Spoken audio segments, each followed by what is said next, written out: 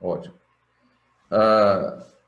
Esse corpo, se eu aplico uma tensão, me gera uma deformação. Só que existem mais de um tipo de deformação. Eu não tenho só deformação mecânica instantânea, que a gente chama de deformação elástica. Então, se nós quisermos ser bem precisos, a deformação elástica é a que gera tensão. E isso é válido tanto no caso mais simples, quanto no caso mais complexo, em que diversos fenômenos estão envolvidos. O que nós falamos agora, aplico uma carga, o corpo se deforma. Lei de Hooke. Deformação elástica gera tensão. Agora vamos para um outro caso. Uma barra bi-engastada, restringida nas duas pontas. Eu coloco aqui um isqueiro, tá? Ligo o fogo. Esta barra se aquece, restringida dos dois lados. Aparece uma tensão interna de compressão e ele não se deformou nada. O ΔL sobre L qual que é? É zero. No entanto, aparece tensão de compressão. De todo modo, se eu esfrio, isso aqui é o refrigerador. Essa barra esfria, gera tensão de tração. Qual que é o ΔL sobre L? Zero. Então, vamos partir da definição de deformação e ver o que acontece no caso do extensômetro e o que acontece depois no caso do extensômetro em um processo de temperatura que não é constante e o que acontece depois quando o extensômetro está embutido no concreto. A gente tem que aprender, o objetivo dessa palestra hoje é tratar a medição. Então, eu quero falar exatamente da informação que chega do sensor. E a gente joga essa informação numa planilha e diz que estamos com a informação na mão de deformação. Então, eu quero aprofundar isso e dizer, eu quero deduzir aquelas contas que se faz na planilha de medição de deformação, seja para fluência, seja para autógena, seja para uma medição de deformação para uma pesquisa, como tem lá quem pesquisa retração autógena ou diatringita tardia, seja para uma medição de deformação em barragem, que o sensor vai estar embutido também no concreto. Então, o primeiro ponto é entender o sensor, a medida, o valor da engenharia, o que sai para a gente e o que é esse valor. Então, vamos lá.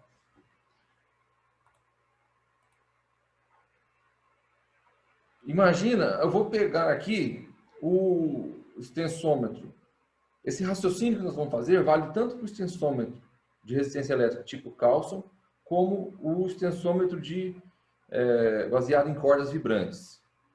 Nós temos um capítulo inteiro de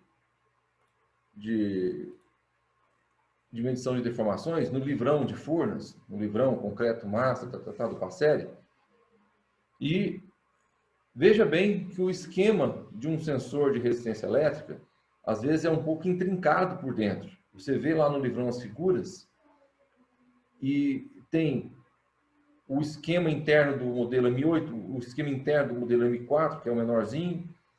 Você tem o esquema simplificado interno de ligação, que envolve a passagem dos fios internamente. Você tem a representação elétrica disso.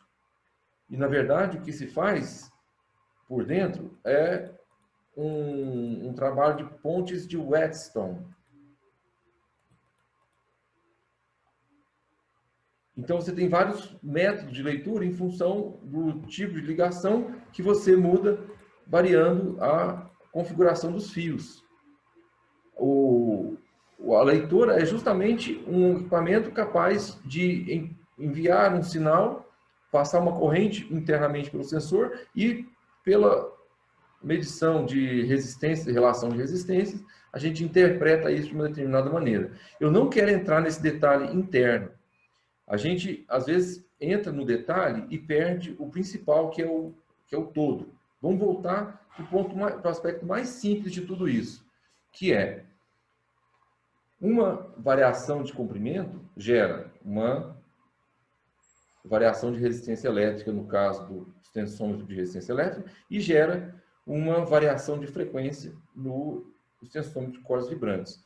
Mas é simplesmente uma variação de comprimento. Imagina o extensômetro na sua configuração inicial, numa temperatura de referência, por exemplo, 20 graus, tá?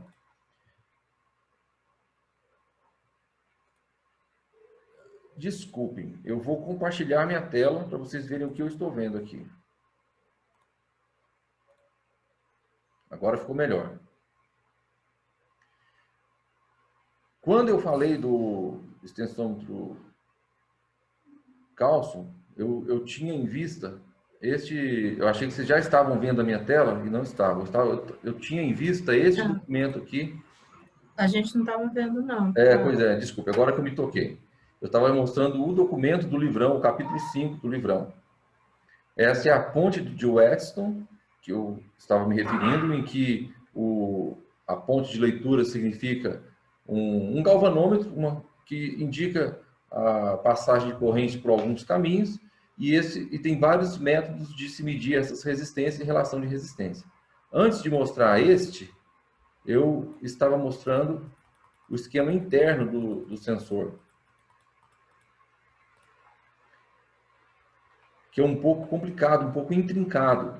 Muitas vezes você se perde na informação de detalhe e perde a informação do todo, a essência da coisa. Eu quero chegar nesse ponto, a gente trabalhar um pouco mais macro, não no detalhe interno, mas no significado disso tudo. Aí eu saí dessa tela e fui para do documento Word, que eu quero mostrar simplesmente que vamos entender as variações de comprimento. Resumindo, resistência elétrica, a variação de comprimento, e eu interpreto como variação de resistência. No cordas vibrantes, uma variação de comprimento, eu interpreto como variação de frequência. Frequência de ressonância, no caso. Agora, eu tenho a configuração inicial do sensor, que eu vou chamar de L0. Imagina que eu imponho um deslocamento conhecido. Então, ele sai da posição L0 para a posição L1. Olha o detalhe das hastes internas do sensor. Isso é esquemático. Mas pouco importa. Importa que há uma variação de comprimento do fiozinho que liga as duas. As hastes não mudam de comprimento. O que muda de comprimento é uma distância relativa entre elas, que é igual a diferença de distância relativa da ancoragem do sensor, porque eu impus o deslocamento. Beleza. Como é que a gente diz isso? A deformação real. Eu vou definir bem o que é deformação real ainda, que esse conceito é importante. É igual à deformação lida, que é o ΔL sobre L. L1 menos L0 igual a L0. Outro ponto importante é a nossa convenção de sinal. A elongação do sensômetro é convencionalmente uma deformação positiva. A tensão que provoca essa elongação chamamos de tração. E aí, simetricamente, a contração do sensômetro corresponde à deformação negativa e a tensão correspondente negativa. Aqui, o sensor, ele não está me dizendo nada sobre tensão. Tá? Mas só por questão de convenção, uma deformação negativa é de compressão, uma deformação positiva é de tração. Mas onde tem alguma informação de tensão aqui? Nenhuma. A tensão ela depende das deformações sobre algum aspecto que a gente vai ver adiante. Importa aqui que nós definimos o que é deformação. É uma variação de comprimento, ΔL sobre L, e a convenção de sinal. Agora, imagine que eu tenho, na mesma configuração inicial, comprimento do sensômetro entre as hastes ainda é L0. E eu tenho uma variação de temperatura. Eu tenho uma temperatura de 30 graus, que não é a temperatura de referência mais. extensômetro, ele vai me soltar uma leitura como se ele estivesse sob deformação. Como se ele estivesse. Ele vai apresentar, se você colocasse uma ponte de leitura, ele ia apresentar uma leitura. Que leitura é essa? A relação entre temperatura e deformação é conhecidíssima, é aquela lei deformação igual a alfa delta T. Só que, veja comigo, a deformação positiva causaria, neste caso, de deslocamento relativo interno das hastes. O que causa uma leitura positiva é uma diminuição do comprimento do fio, portanto, uma diminuição de resistência. E no caso de eu aumentar a temperatura, as hastes se alongam e o fio aumenta de comprimento. Se eu tivesse que colocar uma ponte de leitura aqui, ela ia me apresentar uma leitura o quê? Negativa. Por isso, eu vou escrever aqui que a deformação lida agora, ela é menos alfa delta T. Ela não é só alfa delta T, ela é menos alfa delta T. Agora eu pergunto para vocês, se eu tivesse que colocar uma equação única, os dois aspectos, variação de comprimento e variação de temperatura, numa única equação, como é que vocês me colocariam?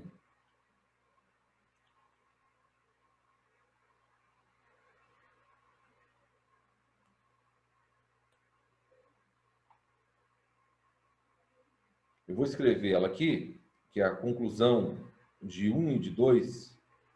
Vocês vão me dizer se está certo. O que é a deformação real? Aqui entra a definição de deformação real. Deformação real é aquela que eu enxergo externamente. Se o meu comprimento do sensor é L0, independente da variação de temperatura, então deformação real é 0. E por que justamente essa fórmula concorda com aquele dito anteriormente, que é se a deformação real igual a 0, deformação lida igual a menos alfa delta T. Lá no anterior, o delta T é igual a 0 e a deformação real passa a ser igual à deformação lida, que é o delta L sobre L. Entender essa equação, deformação real igual deformação lida mais alfa delta T? Se ficou claro isso, nós vamos ver agora que essa expressão é o que me dá a deformação real que o sensor me produz. Olha na nossa planilha de fluência, como é que a gente anota essa informação, onde é que ela está expressa essa informação. Só um instante.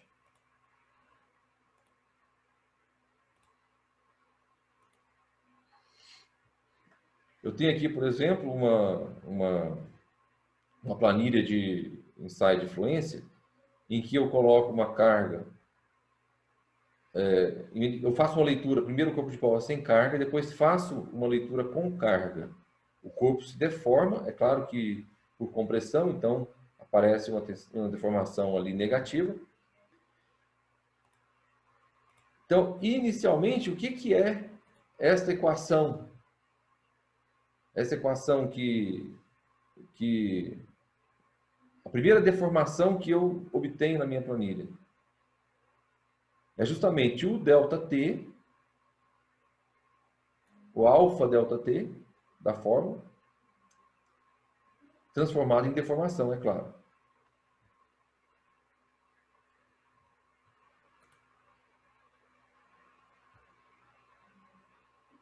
Aí eu vou corrigir a deformação, desculpe, aqui é a deformação lida, delta L sobre L, perdão, delta L sobre L. Por que delta L sobre L? Eu estou pegando a informação de relação de resistências, final menos inicial, vezes uma constante de calibração, que vai me dar a deformação aparente ou deformação lida. Em seguida, eu vou corrigir a deformação térmica do sensor. O que eu queria mostrar era justamente essa aqui. A deformação real é a deformação lida mais a deformação térmica.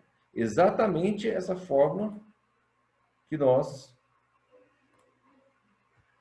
Simplesmente isso. Deformação térmica, a deformação aparente mais a deformação térmica.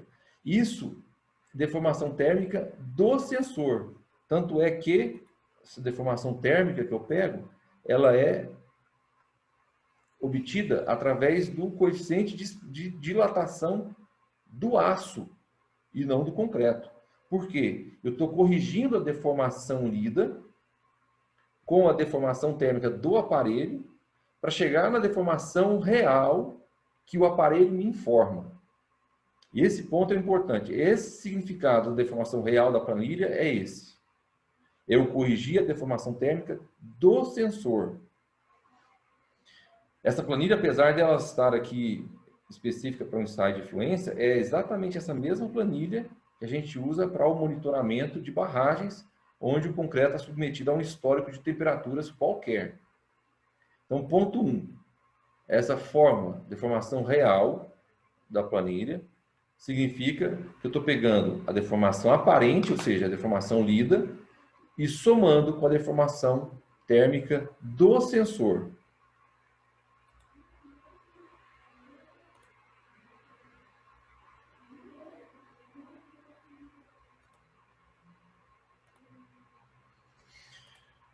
Agora tem mais um passo que precisamos dar. Agora eu vou pegar esse sensômetro e embutir no concreto.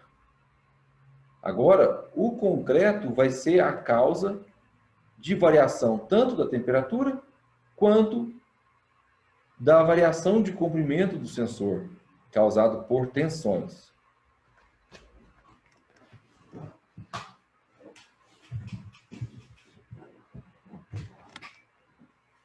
Aliás, a variação de comprimento do sensor, ela tem mais de uma causa. É o concreto que está deformando o sensor. Claro, é o concreto. Mas o concreto, ele deforma por mais de uma maneira o sensor. Ele tem tensões mecânicas atuando nele e ele tem deformações que o concreto sofre, por exemplo, de origem térmica, e transfere para o sensor. Agora, uma coisa é o sensor em si, que nós já vimos como ele trabalha. Ele sujeito a uma variação de comprimento, ele dá uma deformação lida, que deve ser corrigida pela deformação térmica do próprio sensor, e ele vai te apresentar uma deformação real. Real. Agora eu vou colocar ele embutido dentro de um concreto, e este concreto vai atuar nesse sensor por diferentes causas, que podem ser por tensões ou por deformações. Ó, nós temos só 10 minutos, eu vou ter que enviar outro link, tá? Mas vamos continuar. De qualquer forma, eu tenho a configuração inicial do sensômetro embutido no concreto, tanto tipo cálcio como corte hidrante, pouco importa. O raciocínio, então, com o sensômetro embutido no concreto é o mesmo que os anteriores, sendo que agora o concreto comanda a deformação real. Concreto comanda a deformação real. Se a amostra de concreto sofre deformação devido a um esforço mecânico, a deformação total é a deformação real. Ponto. Entenderam o que é deformação total? É só uma definição de deformação total. A deformação total é sempre a deformação real da amostra de concreto, embora nem sempre a tensão seja totalmente responsável pela deformação. O que significa isso? Por outro lado, então, a deformação total seja totalmente revertida em tensão. Não é isso que ocorre. A tensão, ela é derivada de uma combinação de esforços sobre a amostra de concreto, seja por tensões, seja por deformações, ou estrutura, e do conjunto das condições de contorno. O exemplo mais típico disso é, imagina aquela barrinha. Se eu tiver aquele mesmo exemplo, se eu colocar aqui um aumento de temperatura, só que ela está engastada só em um dos lados, ela tem ela tem deformação real lida, ela tem deformação térmica e ela não tem tensão nenhuma. Por outro lado, se eu esfriar, a mesma coisa, ela vai se contrair, ela apresenta uma contração e não apresenta tensão nenhuma. Por outro lado, se eu engasto nas duas hastes, ela não vai ter deformação total e vai ter tensões se eu variar a temperatura. Então, significa que eu mudei o quê? Uma condição de contorno. Então, a tensão ela é derivada da combinação de esforços sobre a amostra de concreto ou estrutura e do conjunto das condições de contorno. Para efeito de analogia, se eu estiver concretando uma camada de concreto próxima a uma fundação, a gente diz que o esquema é muito próximo disso, de uma barra bem engastada, onde o modo da gente dizer é esse. A restrição da fundação é muito grande. É como se a fundação, a aderência do concreto na rocha de fundação causasse esse engastamento do concreto, essa restrição forte do concreto. E por isso ela está mais sujeita à fissuração de origem térmica. Por outro lado, uma distância muito, muito grande da fundação é como se eu tivesse esse outro esquema em que a restrição é zero. Nem é 100% na fundação e nem é zero na camada de cima, mas é próximo disso. E entre uma camada de grande altura, longe da fundação, e uma próxima à fundação, eu tenho de 0 a 100%. Eu chamo de coeficiente de restrição. Então, o quanto uma deformação gera tensões depende dessas condições de contorno. Mas que a gente, simplificadamente, pode falar em coeficiente de restrição e, para simplificar, de 0 a 100%. Pode ser mais de 100%, tá? Mas depois não é o objeto hoje. Agora, o seguinte, um ponto importantíssimo é que, levando em conta isso, eu tenho deformações por diversas causas.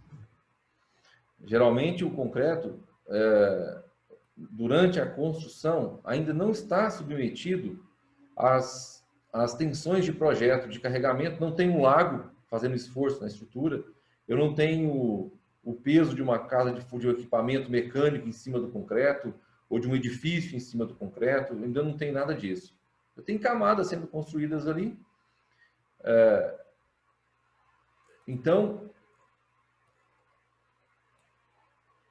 eu não tenho ainda o esforço mecânico de carregamento, de peso próprio, é muito pouco peso próprio em relação ao estado limite último do concreto. Então, eu praticamente não tenho carregamento devido às tensões, mas eu tenho diversas parcelas de deformação. Agora, ainda que não esteja tratando de construção de barragem, de problema de fissuração de origem térmica, tá? Eu estou simplesmente interpretando o resultado de ensaio ou interpretando as informações de um projeto de pesquisa que foi montado em torno de medição de deformações. Seja para RA, seja para tingita tardia. As deformações do concreto, elas ocorrem independentemente, cada um tem sua própria natureza de acontecer. É claro que algumas a gente consegue se livrar delas, por exemplo, se eu não estou interessado em retração de secagem, eu isolo o corpo de prova para ele não perder água, porque a causa da retração de secagem é a perda de água. Mas vamos primeiro, para ser objetivo, vamos listar quais são as possíveis deformações do concreto. Eu tenho a deformação elástica, que causa tensões e é causada por elas. Olha que interessante isso. Quando eu digo uma relação tensão-deformação, primeiro, nós já vimos lá atrás, primeiro eu quero dizer que é uma relação tensão-deformação elástica. A gente não fala mais relação tensão-deformação. A gente fala relação tensão-deformação elástica, porque é a deformação elástica que causa tensões e são as tensões que causam deformação elástica. No caso prático nosso, de construção de barragem, eu dificilmente tenho tensões causando, tensões externas, ou carregamento externo, causando deformação elástica. Eu tenho deformação elástica, que aparecem em consequência de outras, causando as tensões que a gente calcula no cálculo de tensões de origem interna, e essa sim fissura o material. A relação tensão-deformação elástica é o que a gente chama de modelo constitutivo, ou relação constitutiva do meu problema. Mas eu tenho ainda deformações plásticas, essa a gente não costuma tratar, a gente trabalha muito pouco com elas, mas elas ocorrem em estruturas, em cálculo de lajes, às vezes, em estado limite, além do estado limite último, porque, em geral, para o concreto, o concreto atingir o estado limite último significa que já tem deformação plástica excessiva. Mas, se eu quiser interpretar um modelo de fissuração, por exemplo, se eu entrar numa mecânica do dano, mecânica da fratura, isso aqui entra demais. Ou se eu estiver considerando concreto com fibras, diversos projetos com concreto com fibras vão considerar justamente as deformações ditas plásticas ou interpretáveis como deformação plástica. De qualquer forma, ela é considerada uma deformação desproporcional às tensões, digamos assim. Ou não linearmente proporcional às tensões, para ser mais claro. Deformação térmica, essa é causada pela variação de temperatura exclusivamente, pelo princípio da dilatação dos corpos. E é uma deformação volumétrica. Quando nós interpretamos ela em uma direção, no caso da barrinha, é porque é uma simplificação da realidade, que faz sentido quando eu tenho situações em que a direção preferencial ela existe, que é, por exemplo, um corpo de prova, ou um caso de um pilar, ou um caso de uma camada sobre fundação. Na verdade, o caso da camada não é um caso unidirecional, mas a gente pode interpretar como sendo, simplificar como sendo. Mas, enfim, a deformação, o princípio da dilatação dos corpos, é uma relação entre variação de temperatura e deformação, e essa deformação é volumétrica. Eu tenho deformação também de origem química, que é a deformação autógena. Os produtos da reação têm, em geral, volume menor que o volume dos reagentes. Por que eu disse em geral? Porque existe expansão autógena em algumas ocasiões. Inclusive, no monitoramento da UHI Batalha, em 2012, a deformação autógena foi de expansão. Ela